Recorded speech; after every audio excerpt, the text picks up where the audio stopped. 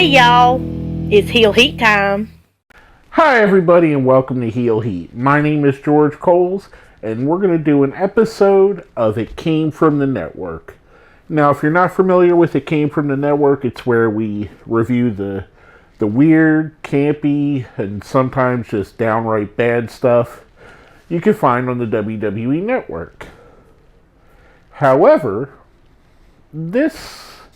I don't know that this exactly fits that description. I don't know if I would consider it a bad show. We got a request from one of our good friends, Brandon Black.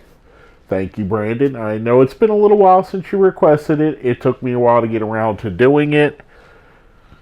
But Brandon actually requested a few things, and one of them that piqued my interest because I am probably one of the biggest ECW marks in all of the world in the history, is he wanted to see me review Hardcore Heaven 2000. So, being an ECW mark, I said, sure, that's the show I'm going to pick. There were three. I know New Blood Rising, and I forget what the other one was. You'll see it. It'll be a little picture here. But I picked ECW. And you say, well, George, there's a lot of people that say they're ECW marks. How many of them have this? This is the error-appropriate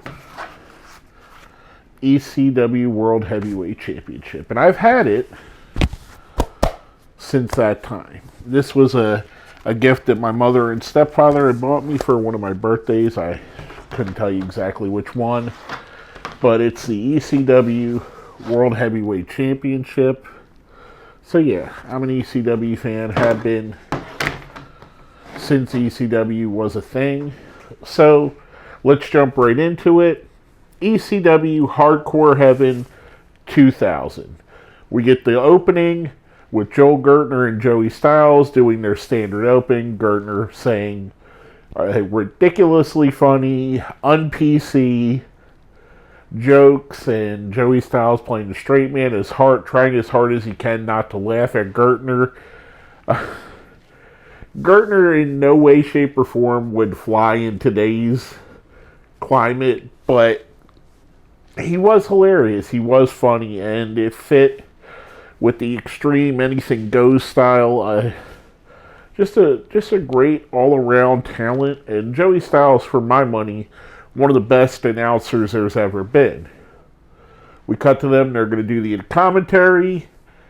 We see Cyrus, who's representing the network, TNN, who, at the time, we had already known that WWF, later to become WWE, was coming to TNN, and they were playing off that. Cyrus was the heel representative from the network. So Cyrus comes with Wing Kanemaru, and Wing Kanemaru and Cyrus pretty much bully Joel Gertner off of the pay-per-view, which I don't mind so much. I like Joel Gertner.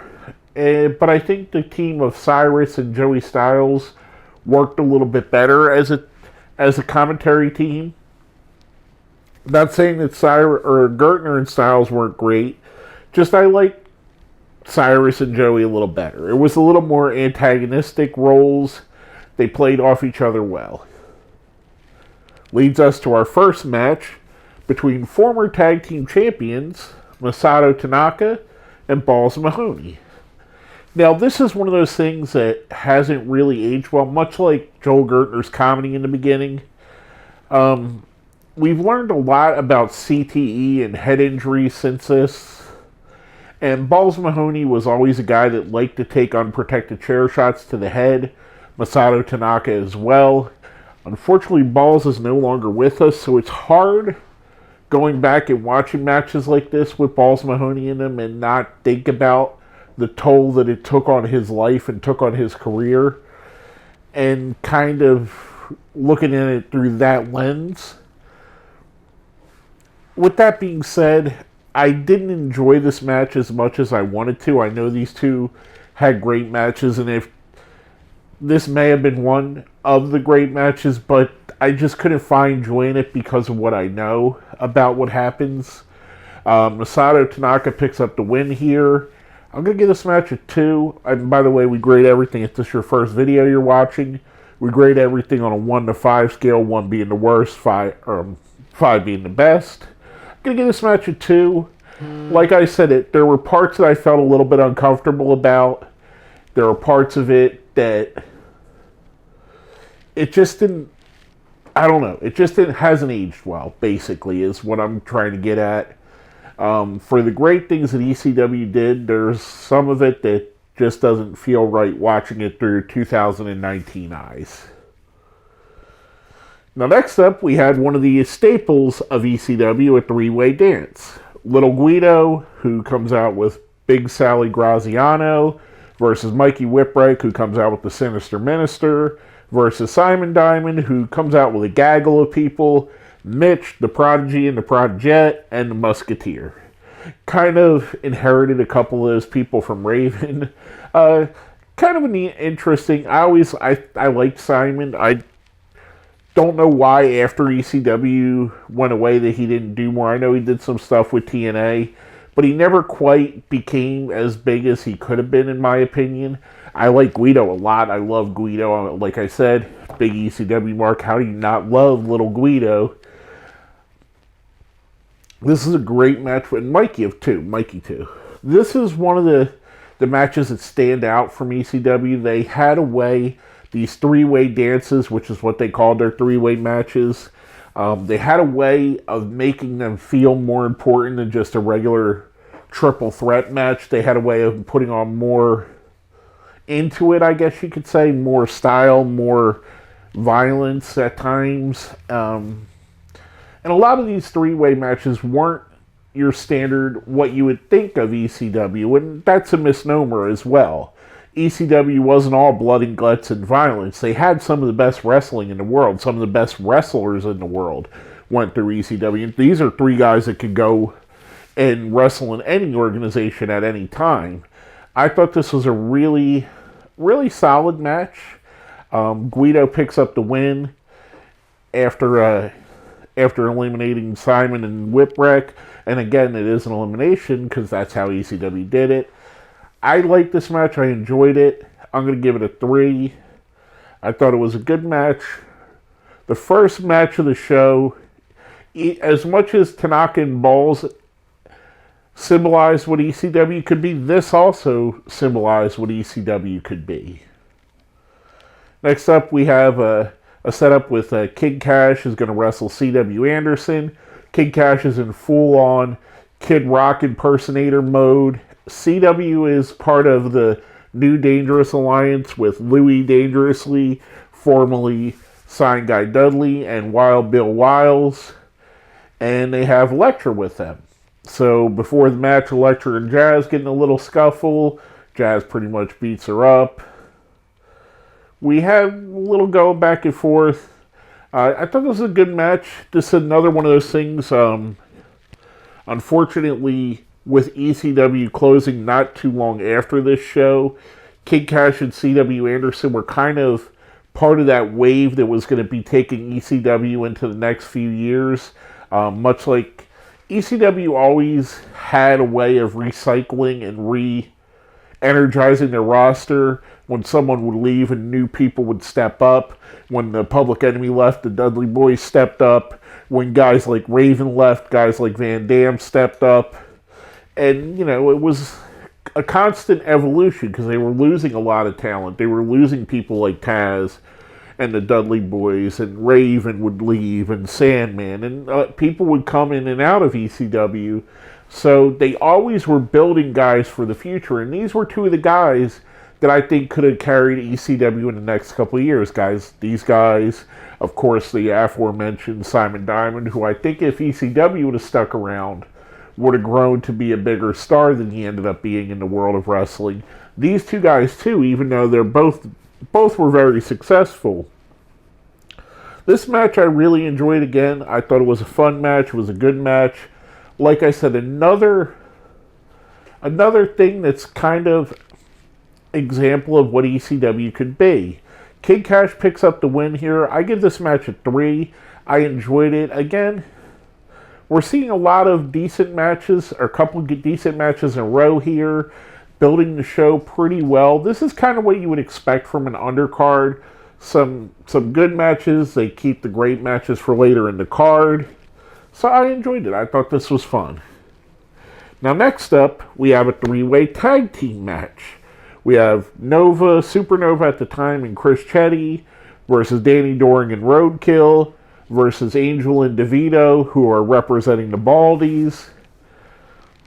This match was all over the place brawl. They wrestled all through their arena and the crowd and everything. And it kind of, to me, it didn't click. And I like all these guys here. Don't get me wrong. I love Nova and Chetty. I thought they made a good tag team. Doring and Roadkill are one of the shining points of the last days of ECW. Angel and DeVito and the Baldies group I liked. I liked them kind of, like I said, like an evolution of where the Gangsters and the Public Enemy were. This was another team along those lines. The Baldies coming in here. And I don't know, for some reason it just didn't click. Nova and Chetty pick up the win in the end on this, and the Baldies attack them after the match, which I'm going to give this a 2. We're going to cut it off there. Baldies attack Nova and Chetty, which brings out New Jack. And it leads to basically New Jack versus the Baldies, mostly targeting Angel, which this was one of the feuds they had going on. New Jack and the Baldies, kind of like the king of the streets is what they were calling it back then. This is your typical New Jack match, which means you're going to have a lot of weapons, you're going to have a lot of wrestling through the crowd, a dive off a balcony, which they're all in here. I got to say, I don't know what the direction was having New Jack, and New Jack picks up a pinfall victory over Angel. I know ECW, part of the format was they would have random impromptu matches that start for brawls. I don't know what the point of having the Baldies lose 2 times in a row here, and I don't know the point of New Jack basically getting the upper hand on 3 guys. So, kind of felt a little uneven with this. I'm going to give this match, I'm going to call it a match, and I'm going to give this a 2. It's your typical New Jack match. If you've seen one, you've seen most of them. I love Jack. I think he's a great talker and a great personality. Not the greatest in ring, and especially watching it on the network without Natural Born Killers playing in that generic crap music that they have, it just takes away from the ambiance to me. Now, coming off of that, we probably have one of my favorite matches of the card. Yoshihiro Tajiri versus Steve Corino. I like this match. This is Steve Corino in the middle of his Dusty Rhodes feud, basically. Tajiri had been kind of associated with Corino and associated with the network, who Corino's loosely associated with. I really like this match. These are, again, another 2 guys that were going to carry the load and carry the ball and be the stars of ECW. Corino was being made to be a champion. Tajiri, I guarantee you, Tajiri would have been a world champion if ECW kept running. I really enjoyed this match. This is, like I said, probably my favorite match of the show. I love Steve Corino. He's one of my favorite wrestlers in the world. I think he's amazing. I think he's one of the most underrated wrestlers there's been, because not a lot of people put Steve Corino in their top 5, top 10, top 20, but he definitely deserves to be. I mean, he was a guy that could go in the ring and could talk on the mic and basically gave you a lot. I loved this match. I thought it was really good. Tajiri picks up the win. We get involvement from Jack Victory, of course. Wing Kanamura, Dusty Rhodes come out. I thought this was a really good match. For me, and I know a lot of people may not agree with this, but I'm going to give this match a 5. I thought it was excellent. Like I said, this is my favorite match from the show. Now, coming from that, we have our next match for the ECW television title, Rhino versus Sandman. Again, much like I said with New Jack, they pipe in their crappy stock music over New Jack or Sandman's entrance, which is a lot of the gimmick. Rhino here already was being made to be one of the top stars in ECW. For anybody that knows our history, Rhino is the final champion. Spoiler alert if you're watching along 20 years later now. I like this match. I like the Rhino and Sandman feud. There's a lot of really weird stuff that go on in it. Rhino had a penchant for going after Sandman's wife Peaches. In this match, we see him do it. He goes after her. Sandman saves her. Rhino spears him and his wife through a table, or gores him and his wife through a table. I like this match. I thought it was really fun. Afterwards, we get Corino and Jack Victory coming out to help Rhino. I thought this was a good match. Rhino picks up the win here. I'm going to give this a 3. I thought it was solid. Kind of what you would expect from a Rhino match and a Sandman match. I think it hurt it. Again, much like New Jack, it hurt not to hear Enter Sandman. Having seen the original and knowing what the presentation actually was supposed to be, it kind of felt flat a little bit. Now, next up, we have probably one of the greatest, technically, wrestling-wise, one of the greatest feuds in ECW history. Jerry Lynn versus Rob Van Dam. Rob Van Dam is accompanied by Bill Alfonso, as always, and his friend Scott Anton, a.k.a. Scotty Riggs from the American Males in WCW and part of Raven's Flock in WCW. There's not a bad Jerry Lynn and Rob Van Dam match. They're all good. This is right up there. This is another great match between the two. I think they showed exactly why it's such a legendary feud. I mean, this is... A lot of people look at this and say this is kind of... And I'm only saying this because this is an opinion I've heard a lot, that this is where, like, the Spot Fest matches got their start at, like, no psychology. But if you watch these matches, Jerry Lynn and Rob Van Dam have a ton of psychology. Just because they're throwing out 100 moves doesn't mean they're not selling. Now, you got to remember, this is in the world of ECW, where we've seen earlier in the night guys getting hit in the chair and not selling it. Guys, going through tables and it not affecting them. So maybe they're not selling every high-impact move like it's a killer move like it might be in a different promotion, but they are selling. And it bothers me when people say that they had no selling or no storytelling, that it was just spot fest whenever these two would get along. That bothers me because you could see it when you watch it. This is another great Rob Van Dam and Jerry Lynn match. The theme of this is Lynn had never beat Rob Van Dam at this point. At the end, Scotty Anton turns on Rob Van Dam, costs him the match, cost Jerry Lynn to win. I thought this was a solid match. I like the twist at the end, leading to a feud. We see Van Dam and Anton. I think they wrestle on the next pay-per-view. I'm going to give this match again a 5. It's a 5-star match for the 5-star Frog Splash. You cannot go wrong with any RVD and Lynn match. I was about to say Rhino and Rob Van Dam. I have no idea why. Which leads us into our main event of the evening. For this, the ECW World Heavyweight Championship. And while we're reviewing this, I'm just going to drape it over my shoulder here. We have Just Incredible, the ECW World Heavyweight Champion, versus former partner Lance Storm, Lance Storm had suffered an injury which kept him out. The Impact players were tag team champions, and Credible gave up, while he was out, he gave up the tag titles to run and go for the World Championship, to which he took from Tommy Dreamer after Tommy Dreamer finally won the championship after years and years of being the heart and soul of ECW. I really think this was a good match, a good setup, a good storyline going back on it. We had Francine with Justin, Dawn Marie with Lance Storm, which of course they get into a cat fight. Initially it was set to be a 3-way dance, but the network threatened to pull ECW And to shut the show off, if Just Incredible threatened to leave ECW and leave with the belt, which was a playoff of what Mike Awesome tried to do a couple months before this.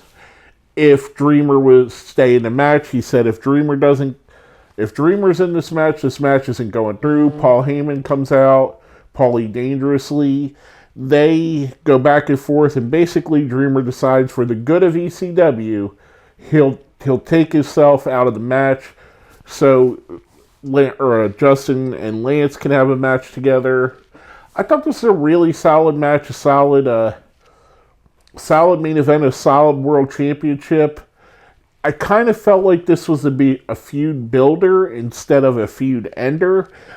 I honestly don't remember, and it's hard for me to say that. I don't remember them wrestling too many other times. I think Lance Storm left pretty rapidly after this. This may have been one of his last few matches in ECW. So I kind of feel like they were going to go with a long-term feud with these guys, but it ended up Lance left for WCW. Justin picks up the win and retains the title. I'm going to give the match a 4. I thought it was a really good, solid match, a really good world championship, and overall a great end to a pretty solid card. Now, I'm going to put this down because this is actually really heavy. They say 10 pounds of gold when they talk about the NWA title. And I don't know if this is 10 pounds, but I'd be willing to bet it's at least a good 5. Just saying. Kind of gets, you're not used to putting 5 pounds over your shoulder. It's not a ton of weight. It just, wears you down if you're not used to carrying it. Anyway, I digress. Back to what we're getting at. Another great main event. A really solid show from top to bottom. Some of the highlights to me, Tajiri and Corino, RVD and Jerry Lynn, the main event, the heavyweight title match, new guys getting pushed into prominent roles, Tajiri, Rhino, Steve Corino, Simon Diamond, all the way up and down the card. You see kind of the next wave of what ECW is going to be, and some of the mainstays of ECW, guys like Van Dam and Dreamer, Just Incredible at this point have become a mainstay. New Jack, Sandman, Balls Mahoney, guys that ECW built their fame on. So a nice little mix of the future and the present here. I thought it was a solid show. Again, it was hard watching Tanaka and Balls, knowing that Balls had passed away and knowing the problems that I know that he had. To me, and the New Jack match without the ambiance was a little bit, or New Jack, whatever you want to call it. I say it's a match. Those were kind of the lowlights for me. All in all, a pretty solid show. Not the best ECW show. And weirdly, as I say this, probably one of the I don't want to say one of the worst pay-per-views, because they didn't really have any outright bad pay-per-views. But on the scale of ECW, this kind of wasn't up to the standard of what you would expect. Just because there's a couple little faux pas. And I'm not saying it was a bad show. It was very entertaining. That being said, let's go into the ratings. Now, as I said on the matches, we go from a 1 to 5 scale. However, on It Came From the Network, we add a little bit of a flair to it. A number 1 is a Gobbledygooker, a 2 is a Dungeon of Doom, 3 is a Hurricane Helms, 4 is a Goldust, and 5 is a Kane. I'm going to give this a 3, a Hurricane Helms. I definitely would say if you like ECW or you want to see a show that has a lot of representation of what ECW is about, this is a good show to watch. If you're not a fan of the ECW style, you're not going to like the show. The show is not for you. This is for an ECW fan. I mean, you have the violence, you have girl cat fights, which were a staple of ECW. We had a couple three-way dances. You had Rob Van Dam versus Jerry Lynn.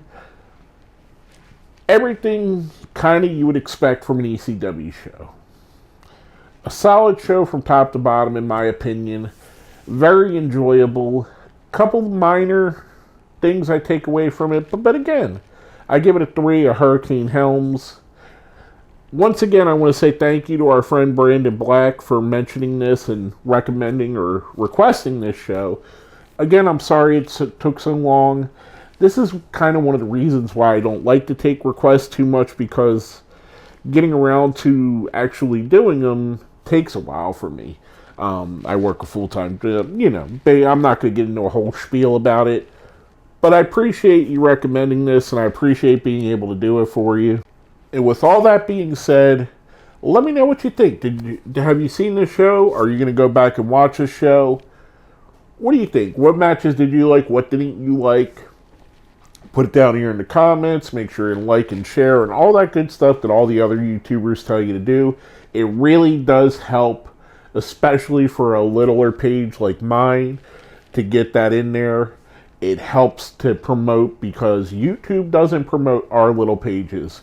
It's all community promoted. So the more you promote my page, the happier it makes me, because A, I know I'm doing stuff you like, and B, I definitely appreciate it because it's going to get this out to more people. With all that being said, my name is George Coles, and this has been my review of Hardcore Heaven 2000.